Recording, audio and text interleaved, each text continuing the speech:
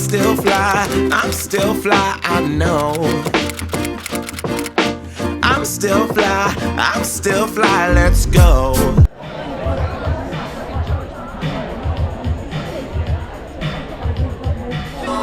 Hello everybody! My name is Nathan Rosenberg. I am the Chief Brand and Marketing Officer for Virgin Voyages. I am neither Richard Branson nor Boyd. Hey, you didn't stand up for me now, did you?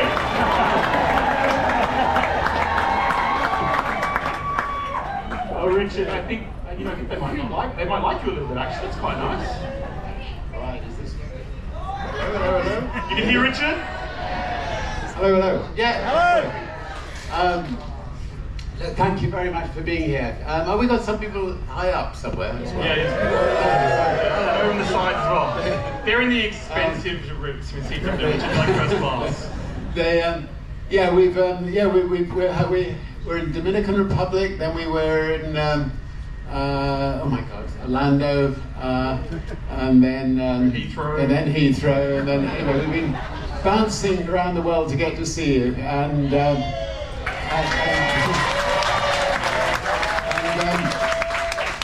I haven't been on tour for many years. There was one time many years ago that we were thinking of signing this band, and it's not Couch Club, it was another band, and I took them to Spain to play in one of our record shops, and fun women, the Spice Girls, and we had a blast, and of course they went on to doing great things, who likes the Spice Girls?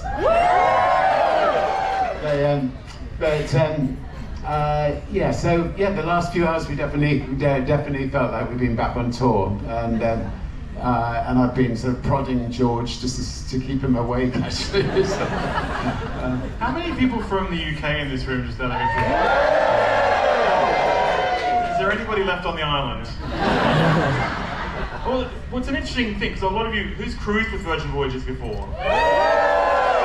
We are so thankful and we love you for your loyalty, so thank you so much for coming back and spending time with us again. But Richard, you just talked about being on tour with the Spice Girls, signing Boy George, you've signed some incredible artists. How do you go from that to building a ship? I don't really get the link.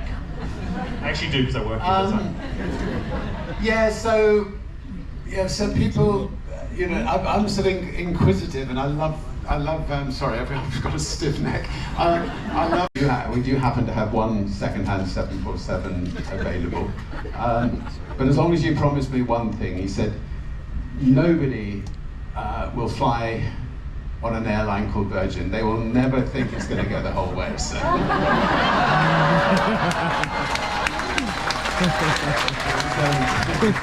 Anyway, I promised. He came to see me. We got the plane, and somehow I forgot the promise. And 40 years later, it's still called Virgin. And then coming on to this wonderful company. I mean, they sent me out practicing on airlines and space companies, all the other things, and then Nathan and Noel and a few others, pointed out to me that the cruises were a bit like airlines were in those days. They were big, and they were not. I don't know. You had to queue up massive queues to go to buffets, and there was lots that wasn't right about it. So we got a big sheet of white paper out, and we wrote all the things people didn't like about cruises, and then we got another column, and we wrote all the things that we could maybe create to make a cruise ship very Virgin, and the kind of cruise company that myself and my friends and all you lot would like to come on, and then set about building it. And our timing was great. I mean, the first two ships came out of Genoa on the Spice Girls turned up to launch them all those years later, and in fact they didn't turn up. They rang me up and said, we're not coming, I'm afraid, Richard, because we've been told there's something called COVID. And I said, don't talk a load of rubbish. And anyway, so we had a torrid 2 years, like a lot of us in this room, I'm sure, had a torrid 2 years. But it makes it all the more satisfying to be sitting here today with a full ship of happiness.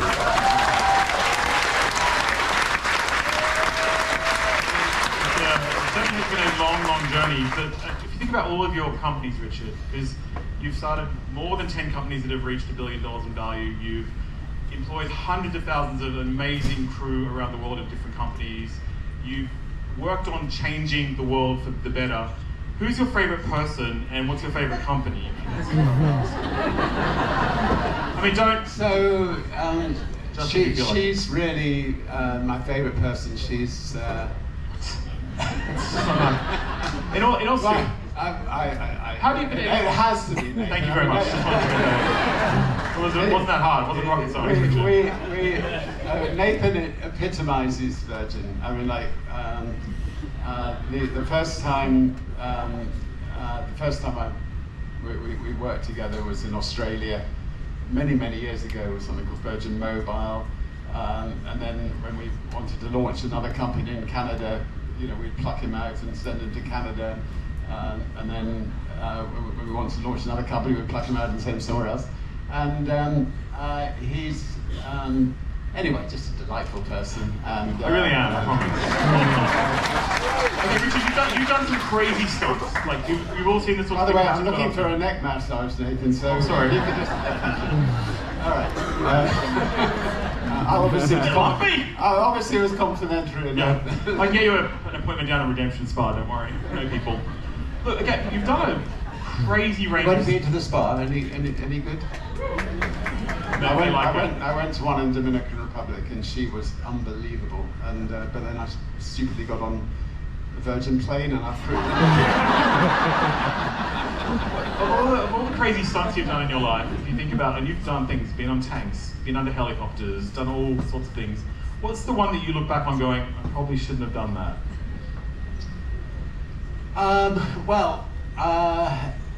In my latest book, I've talked about the 70 ways I've tried to kill myself. So as a warm-up act, we could be here all night. I think, when we started, we didn't have much money, and we didn't have an advertising budget. So I had to use myself to get the Virgin name known. And if it meant, trying to be the fastest across the Atlantic in a boat, or the first across in a hot air balloon, I would say yes and give it a go. And is anybody old enough to remember any of those? Such a young-looking crowd. What do you mean you remember them? Anyway, they always ended in disaster. So, I think I've got the world record for the most times plucked out of the sea by a helicopter, which is five on 5 different occasions. But I've also we've got a I'll give you one example. We took off from Japan foolishly after we had a pretty hairy Atlantic crossing. We thought we'd be the first to cross the Pacific in a balloon. And we were aiming for Los Angeles, so we packed, clothes like this, and everything that could go wrong on that 6,000-mile journey went wrong. But to cut a long story short, is it short? Is he there? Keeping it long, Richard, is good. Cutting a long story long. To cut a long story short, we missed Los Angeles by 3,000 miles, and we ended up in the Arctic at minus 60 degrees on a frozen lake.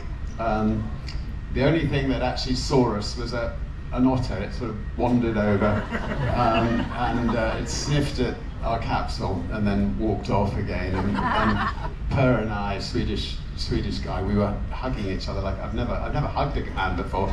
I was hugging him. We were so cold. But anyway, somehow we survived to tell the tale. I tell you what, one advantage of doing all these foolish things is I've got 5 grandkids now, and I've got lots of stories to tell. They're not allowed on here though, just so you know. So,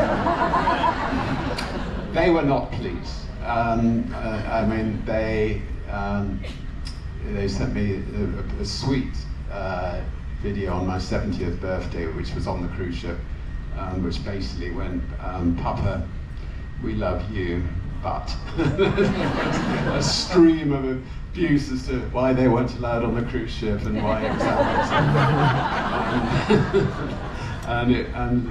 Actually, I tell you what, I'd love to play it. I don't think we have any videos, but anyway, it's fun. So this is a question that no one in the audience will understand, because you don't always live in the UK, even though you're from the UK. You live in the Caribbean. But why not England with the incredible weather, the long summers, the happy days, the joy? What is it that makes you want to live somewhere else? Well, I lived there until I was roughly 60, but I'd fallen in love with this girl, and I bought the island, which was just a barren, deserted island, but just exquisitely beautiful, when I was, in my early 30s, and I decided I was going to work really hard so that one day we could go and live there. And one of the nice things about the Caribbean is the weather is exquisite every day of the year.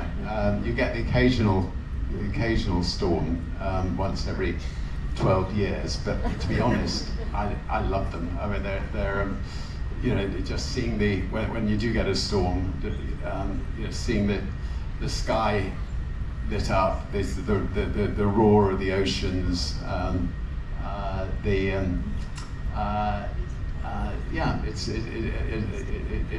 as long as it's not Hurricane Irma, which was we were also in, but all the other storms have been really fun to be in. Anybody likes storms? I like storms.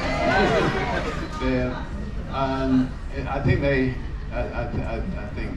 Are we still waiting? Yes. Actually, so side story. My neck is getting stiffer. I think we should get a masseuse to come and a proper masseuse. Oh, because some of them are waving their hands up and do it. I just don't know if you're insured. That's the problem. Yeah, right. No, it's a funny story because I don't get to go to Necker Island as beautiful as it looks, and there's a moment where I thought, how do I get myself there? And so I came up with this idea to kind of create a documentary series where we'd take the camera crew down, and I spent weeks sort of trying to convince Rich, no, it's going to be great, it's going to be brilliant, and he finally acquiesced, and I thought, I've made it.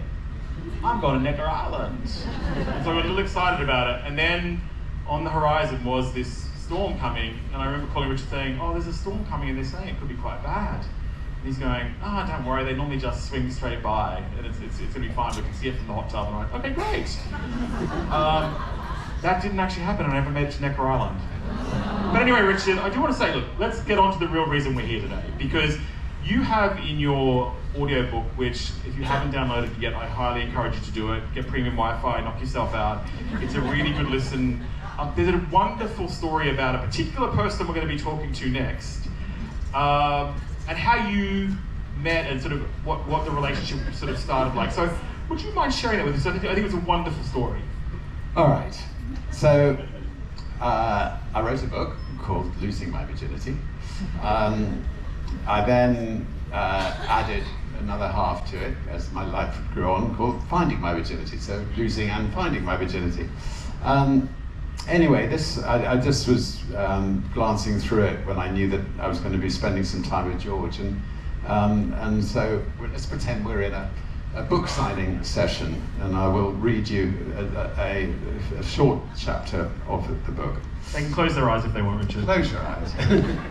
When I was first introduced to George, I found myself shaking hands with somebody who looked utterly unlike anyone I'd ever met before. His long hair was braided like a Rastafarian. He had a pale white face, huge arched eyebrows, and wore the ornate robes of a geisha girl. Although we knew the Culture Club was an extraordinary creation, their first single, White Boy, was stillborn. Virgin released it on the 30th of April 1982, but nothing much happened. It sold around 8,000 copies and it reached 114 in the charts. Well, we didn't mind. We really felt that as soon as Boy George was properly photographed, or if we could get him on the top of the pops, his records would take off. People just had to see Boy George and they would want to buy his music. Teenagers would go mad for him. As well as looking astonishing, George had a fabulous voice and was very witty and charming. He was a rebel in a totally different way from the Sex Pistols or James Dean, but a rebel nonetheless. Virgin brought out Culture Club's second single, I'm Afraid of Me, in June, and although it sold a little better than White Boy, it still only reached 100 in the charts. Culture Club carried on recording their album, Kissing to Be Clever. When we released Culture Club's third single, Do You Really Want to Hurt Me, on the 3rd of September 1982, it was our final attempt to launch the band. And by the way, George will tell you, if he comes, what he thought of that decision. Anyway, funnily enough, Radio 2 played the song before Radio 1, and general reviews of the single were poor. Watered down 4th Division reggae wrote smash hits, awful. But with the Radio 2 exposure, it crept up the charts, up to number 85 in its first week, and number 38 in its second week. We plugged them as hard as we could, but the BBC refused to interview Boy George, calling him a transvestite. Then, how could they? Then we heard about a cancellation on Top of the Pops. We did everything we could to get Boy George into that slot. And when Top of the Pops finally agreed, we suspected we had a sensation in the making. With his white face, his swaying robes, his felt hat, and impossible arched eyebrows, Boy George beat every other sophisticated romantic band, such as Spandau Ballet, at their own game. He appealed to all teenagers, both male and female, as well as to children as young as 8 or 9, and their grandmothers to boot. It was impossible to define why he was so popular. Parents wanted to mother him. Girls wanted to be as beautiful. Boys wanted their girlfriends to be as beautiful. It's impossible to quantify. The next day, the telephones rang off the desks and the orders of the single came pouring in. Do You Really Want to Hurt Me rose to number 3. George then appeared in Noel Edmonds' Late Late Breakfast show, and Noel asked him whether he was a great fan of Liberace. Not anymore, George said, implying that the roles had now reversed. The single reached number 1. When George announced that he preferred a cup of tea to sex, he became an international icon. For Christmas 1982, we released Culture Club's first album, Kissing to Be Clever, which sold 4 million copies around the world. And then came another amazing breakthrough, their 6th single, I'm a Chameleon, was the top-selling single of 1983, selling over 1.4 million copies in the UK and reaching number 1 in every country around the world that had a chart, over 30 countries to our knowledge. Culture Club was a worldwide pop phenomenon, and their second album, Colour by Numbers, sold about 10 million copies worldwide. And let me try to introduce Boy George. So it's good to hear those introductions because they sort of simplify so much of a complicated life, you know. if it was only that simple. But yeah, no, it's great to be here. And as Richard was saying, by the time we got to that 3rd single on Virgin, they decided to go with Do You Really Want to Hurt Me. The previous 2 songs have been quite sort of dancey, so I was like, well, that's where we should be going. And when they said they were going to release Do You Really Want to Hurt Me, I was like, right. I stormed out of the building, I was fuming. I thought they don't know what they're doing, why did we sign with them? And then it went to number 1 in 36 countries, so it was a bit of a lesson for me. Well, first of all, again, can we just welcome Boy George, everybody? And maybe Richard as well. We at Virgin Boys, we're just so grateful you joined us because you've been such a core part of our brand and building it. You both came to our very first Keel-Lang ceremony, which was part of the history of this brand. I guess, but looking back, one of the things that I must say about John Moss. John Moss came along, he'd been in a few bands. He'd been in The Clash, he'd been in The Damned. He just auditioned for Adam and the Ants. So he'd sort of come to me and said, there's this guy, Adam and the Ants, and he wears makeup and he's got like these outrageous clothes. And John was convinced that punk was too miserable and that the future was, you know, going to be a bit more flamboyant. So he was a little bit of a visionary in that way. But also he'd seen Adam and he was like, Adam's going to be a star. And then sort of when he met me, it was like, you're sort of a bit similar. You know, you've got the makeup on and everything. So that was the beginning. But in terms of what we ended up sounding like, it was an accident. It was just a lot of people with opinions, everyone trying to sort of inflict their ideas on the band. It became Culture Club. So I have to be nice to him because I work for him. I mean, I love you very much, it's so clear. So I guess it's interesting because you're almost counterculture in some ways, even though Culture Club was the name of the group, and I guess you're inviting people in. You record labels and record people are kind of knobby, let's be honest. When you met when you met Virgin and they were amazing. Oh, sorry. No, he does pour shit on people, just so we're clear. What was it like being the Virgin Records team, and why was that the brand you wanted to work with?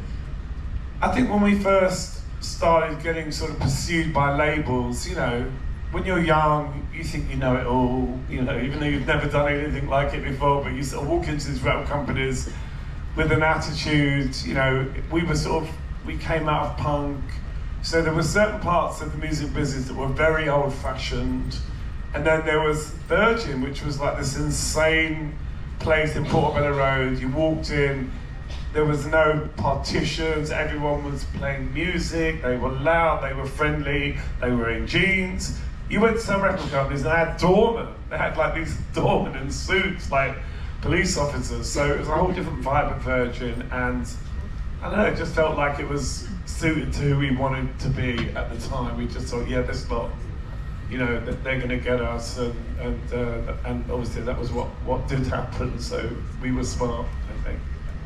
And now is that I actually do really enjoy what I do in a different way, because I realise I'm lucky to do what I do. I do a job I love. People will say to me, don't you ever stop? And because I like working, I'm like, well, if you loved what you did in the way that I do, you wouldn't see it as something I wanted to stop. You know, people say, don't you ever stop? I'm like, no, because I don't really understand that concept. I'm happier when I'm on stage and when I'm working than I am when I'm sitting around. So I'm glad it's a little bit colder here. I'm not going to be forced to sunbathe. What's something fun you're working on right now, though? Like, what's a project that you are sort of like all in on right now? Well, at Christmas we're doing a big show with Culture Club, which is a celebration of our first two records, Kisses to Be Clever and Colour by Numbers, which were much part of the Virgin legacy. And we are literally, I'm quite excited about sort of trying to recreate that first album, particularly because it was so insane. You know, I'd sort of left Bow Wow Wow, and so I carried some of that sound with me. So it's going to be really fun to try and recapture that kind of youthful insanity that made that record. And then of course Colour by Numbers, which was our massive album, as Richard said, sold over 10 million copies, and you know, we play that a lot, but it's going to be great to celebrate those records. You both actually, in your books, talk about your moms and how much they meant to you and how important they were. And what I love is that that's kind of a kinship you have as you've had on the journey together. I just want to ask a question for the audience, like, what's the one lesson they told you that you will never ever forget, that you carry with you, that you share with people? I know it's a question to both of you, and I'll start with Richard, because I think in a world of craziness, sometimes remembering there are things that can connect us to family and people we love is important. So Richard, what about you? Well, I think there was a lesson she gave me, which I will come to, but the first, I mean, what she said about was just basically never say no. I mean, she was somebody who never said no to any opportunities, and saying yes is so much more fun. And I thank her for that, because it's got me into a lot of trouble. But saying yes and having a really full life is definitely more fun. I think the best bit of advice she ever gave me, and my dad and her ever gave me, was if we ever said ill about anybody, they would send us to the mirror, myself and my sisters, and we would just have to look at ourselves for 10 minutes, because they said how badly it reflects back on you. And I think that has helped me as being a good leader of people. I mean, we have on this ship 1,200 of the best, the best people in the world working here. They're from 82 different countries. I mean, and just that wonderful mixture of, Ukrainians and Russians and, people from Singapore and, Thailand, everywhere in the world, working together, loving each other, getting on so well is an epitome of how the world should be. I feel like I'm terrible at that. Am I Oprah? Am I Wendy Williams? Am I Ellen? So it's up to you. I think my mum, obviously my mum had 5 boys, and my mum always used to swear, when people would say to my mum, "How's your son?" She also, I knew what they meant, but I used to say, "Which one?" Because she had 5, I think with me, obviously, I was joking, my mum loved me more because I bought a house, but basically, my mum always just, made me feel like I was just another one of her kids. Whatever happened, obviously she enjoyed it. She loved she loved all the opportunities that I provided her. She loved traveling, and she loved all that stuff. "Man, George, you sent me here, everywhere." She just loved it. She didn't really want much, but she really got pleasure out of seeing me happy. And so the difficult times for her was whenever I was going through a difficult thing, that was hard for her, because she knew how much I loved what I did, and when I was enjoying it, that's when she could just sit back and thoroughly be proud of herself. And I will say that my mum, really allowed me to be who I am. I come from a really working class background. My dad was quite straight-laced, but he was actually quite open-minded in a lot of ways. He wasn't uptight, he wasn't a cliche, he was unpredictable, but my mum was the one that was like, always pushing me to, to go further and be who I wanted to be. And I realise now that I've lost her, that she really gave me the freedom to be who I am, and that makes me really happy whenever I think of that. We're going to have to wrap up in just a minute. I've got 2 pieces of work I have to do. The first one is there was a lovely group of ladies who are from Brighton, and they said to me, they said, when you actually are on stage, if you could just say thank you to both George and to Richard for being things that make them proud of being part of the UK that's kind of exported incredible things to the world. So that's from the ladies, if they're in the room. Thank you very much. Richard was very committed that when we were doing this loyalty voyage, he said we have to do something nice for everybody. So I'm actually excited to share the news, and I'm stealing the thunder from him, that Virgin Voyages, a brand that many of you have sailed on more than once, which we are so grateful for, is going to become part of the Virgin Red program as a permanent member, so you can actually use your points and earn points with Virgin Voyages as part of the Red program. And secondly, if you sign up to our lovely program and the new co-branded card coming out, which is actually very cool, and you look very sexy, you will look amazing with the Virgin Red credit card. It actually made me look younger.